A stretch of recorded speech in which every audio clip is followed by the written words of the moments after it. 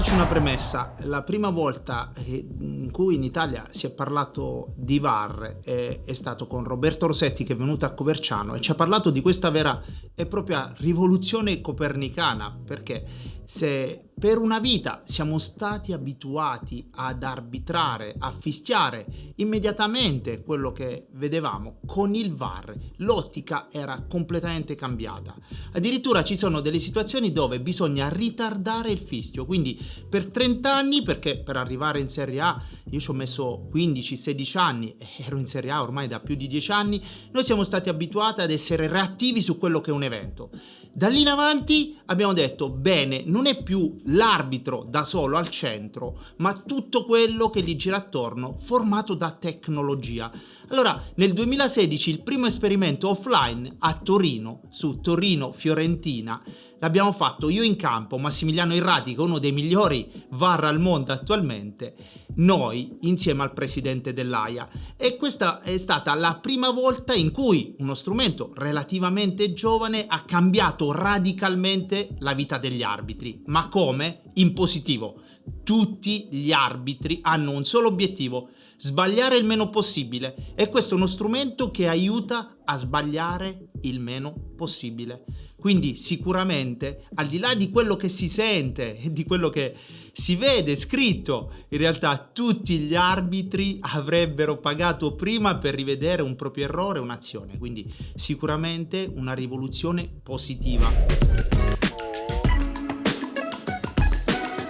Il processo di preparazione è completamente diverso. È completamente diverso perché, al di là dell'esperienza di quello che ha un VAR, un'esperienza mutuata sul campo e quindi da arbitro, poi la preparazione viene fatta su un altro campo completamente opposto, perché il campo di calcio è un campo dove noi abbiamo delle sensazioni forti, sensazioni di qualsiasi genere, ossia il pubblico. Sentiamo 80.000 persone, sentiamo anche il rumore del tocco, le urla dei calciatori, l'interazione. È un qualcosa, è una sinestesia di sensi dove l'arbitro è portato a decidere anche grazie a tutta questa enorme, tutti questi enormi segnali che derivano dal gioco del calcio. Nel VAR è completamente diverso, cioè è tutto asettico, non ci sono rumori, hai solo una cuffia, hai l'operatore, il tuo assistant VAR e parli solo con l'arbitro e hai delle immagini che se in campo sono 3D, al VAR hai 2D. Quindi passa da una cultura di quello che è rumore, sensazioni, emozioni, a quello che è una cultura del tutto asettica, più giornalistica, tra virgolette. Allora la preparazione è completamente diversa. Deve essere una preparazione che parte dall'esperienza dell'arbitro, ma va in una direzione tecnica. Perché non abbiamo più il contatto con il campo di calcio, ma con delle immagini. Abbiamo detto a 2 dimensioni. Allora una preparazione tecnica che parte dalla conoscenza delle telecamere, dello strumento tecnologico. Sicuramente abbiamo già detto che la tecnica dell'arbitro deve far parte del nostro bagaglio, ma poi tutto quello che porta alla decisione finale deve essere stato istruito dal punto di vista tecnico, tecnologico e non altro. Questo fa parte della preparazione di una gara e la preparazione di un arbitro e di un VAR. Io in una gara di Champions di qualche tempo fa ho assistito ad un assistente di un arbitro fortissimo a livello europeo che ha alzato la bandierina in maniera errata. I calciatori si sono fermati, l'arbitro giustamente ha fatto proseguire il gioco e mentre i calciatori si erano fermati loro hanno segnato una rete. Delirio e questa discrasia, questa mancanza di comunicazione poteva costare anche, fortunatamente no, il passaggio a turni successivi di Champions League, che vuol dire cambiare il bilancio di un club. Allora, capite bene che la comunicazione tra arbitro e VAR e tra quello poi che deve essere l'output a livello broadcaster, a livello di tutto il mondo e degli stakeholders è fondamentale.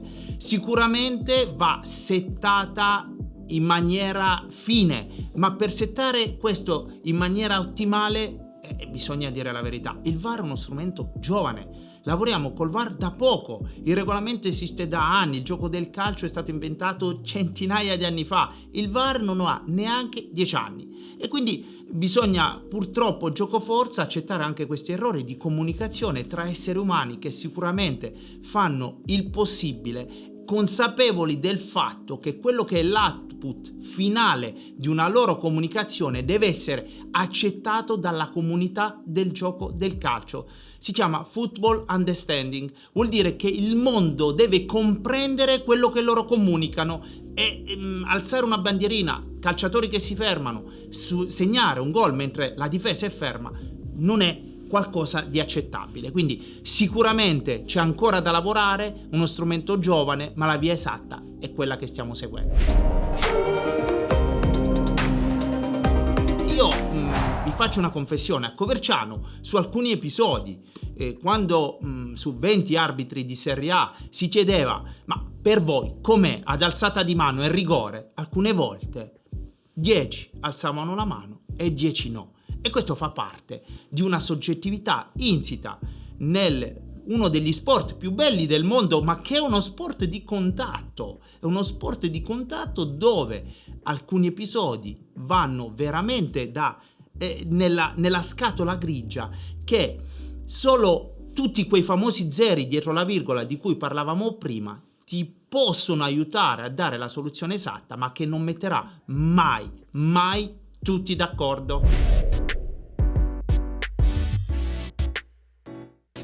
I limiti, a mio giudizio, sono quelli che abbiamo già menzionato, nel senso sono limiti di esperienza, che è uno strumento giovane, però sicuramente lo sforzo dell'IFAB, che è lo strumento che legifera in materia di regolamenti, è quello di ampliare sempre di più il protocollo del VAR. Basti pensare che vogliono mettere apportare modifiche per poter decidere anche sui doppi gialli, che porterebbero a un cartellino rosso, ma oggi i gialli non sono contemplati e si vogliono spingere anche a vedere se si può o meno correggere un calcio d'angolo. Mi spiego meglio: da un calcio d'angolo ovviamente può scaturire una rete quindi diciamo andiamo veramente nel dettaglio, però attenzione, perché andare a toccare il protocollo VAR, che oggi sostanzialmente ha 4 situazioni in testa, che è controllare quello che succede prima di un gol, scambio di persona, rigore, espulsioni, cioè quindi macro cose enormi. Toccare il protocollo del VAR può significare spezzettare davvero il gioco del calcio, e il gioco del calcio è qualcosa di emotivo, vive di picchi emotivi enormi. Per 10, 15, 20 minuti allo stadio ogni tanto c'è una bolgia che è creata non solo dai calciatori, dalle panchine, dai dirigenti, dal pubblico, e l'arbitro sente questa adrenalina che sale. Quindi andare a spezzettare ulteriormente il gioco, secondo me, è molto difficile, ma sicuramente l'IFAB ha sentito questo sentimento di dover evolvere quello che è il protocollo VAR, e sicuramente ci saranno delle novità. Un'altra novità che io credo che sia importante, perché il calcio è di tutti, è dei tifosi e degli allenatori, ed accade anche negli altri sport, è il challenge. Cioè io credo che sia importante che gli allenatori o le squadre abbiano la possibilità loro di chiamare una revisione VAR, di interrompere il gioco per rivedere una qualsiasi azione dove ritengono di aver subito un torto, un errore. Quindi queste, a mio giudizio, sono le evoluzioni più grandi che andremo a vivere nei prossimi anni. Staremo a vedere. Quindi io credo che l'evoluzione sarà soprattutto tecnologica, da quello che potrebbe essere un palmare sul nostro polso, dove vai a rivedere l'azione per diminuire i tempi che sono quelli di andare al VAR, 1 minuto, 1 minuto e mezzo, 2 minuti, talvolta anche 2 minuti e mezzo sono tantissimi per un gioco che vive di emozioni, o a una realtà aumentata come vediamo adesso in alcuni sport, in alcune trasmissioni, nel centro del campo. Quindi perché no? Qualcosa, visto che il VAR è diventato sempre più apertura per eliminare dietrologie e per restituire anche certezza al mondo del calcio. Immagino una realtà aumentata nel campo che tutti gli spettatori vedano in diretta. Quindi l'evoluzione tecnologica che sta correndo, soprattutto dopo il coronavirus, in maniera incredibile, credo che cambierà anche lo strumento del VAR. Quest'anno abbiamo assistito dal gol di Luis Diaz tragicomico, abbiamo ascoltato quello che è successo in sala VAR, pensavano che la decisione in campo fosse l'opposto di quella che era stata presa. Io credo che se fosse successo in Italia davvero ci sarebbe stata un'interrogazione parlamentare, perché noi abbiamo una cultura neolatina, non siamo anglosassoni, e quindi questo è il bello anche e il brutto dell'Italia. Ma tutto quello che poi è successo anche tra Newcastle e Arsenal, 3 situazioni VAR liquidate in un attimo dal punto di vista tecnico, e io penso che alla base debba esserci non solo la volontà di poter e di voler procedere. Questo ho notato che Webb sta portando con forza avanti un percorso perché ha capito che siamo al punto di non ritorno, e dall'altra la formazione, la conoscenza, lo studio. E loro sono partiti in ritardo rispetto a noi, sono partiti in ritardo perché non lo volevano, ma è un problema tecnico. Io in quelle azioni adesso non mi dilungo sotto questo punto di vista, ho visto degli errori davvero banali, davvero di superficialità. E qui la superficialità non esiste perché in un campionato che vale miliardi di euro, la Premier addirittura credo 1,7 miliardi, capite bene che quello che è una decisione finale di un arbitro deve avere una preparazione alle spalle che ti deve per forza lasciare tranquillo nell'output finale, e non deve dar spazio a quello che è successo nel gol di Luis Diaz, dove la superficialità è stata qualcosa di aberrante. Faccio una premessa: si è provato nell'ultimo mondiale per club a far ascoltare, e non è il primo, è solo il primo esperimento perché poi si è provato in anche altre competizioni, a far ascoltare il dialogo tra arbitro e VAR, o meglio in diretta l'arbitro ha dato l'annuncio, dopo aver visto al video quello che era, l'annuncio di quella spiegazione tecnica che tutti auspicano stando allo stadio, cioè tutti auspicano di capire davvero quello che l'arbitro vede e tecnicamente in maniera divulgativa vuole dire al mondo del calcio. È un esperimento, a mio giudizio, che va in una direzione che in Italia sta prendendo piede. Tutto quello che fa spettacolo e tutto quello che rende visibile o credibile il prodotto calcio deve essere per forza messo in primo piano, perché è un prodotto, a mio giudizio, l'ha detto poco tempo fa il presidente del Dortmund, è un prodotto che sta prendendo, non prende quota, ma anzi c'è una spirale negativa verso i giovani.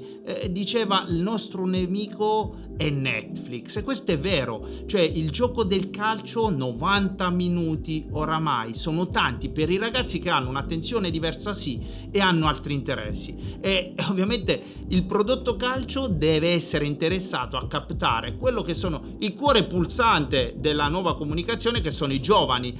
Allora io penso che tutto quello che vada in una direzione tesa a migliorare il prodotto calcio, e non si può prescindere dalla comunicazione del 2023, dalla tecnologia, sia un qualcosa di giusto, di buono e che fa bene a tutto il mondo. Il problema, dall'altro canto, è che ci sono delle regole, delle norme che non possono essere bypassate.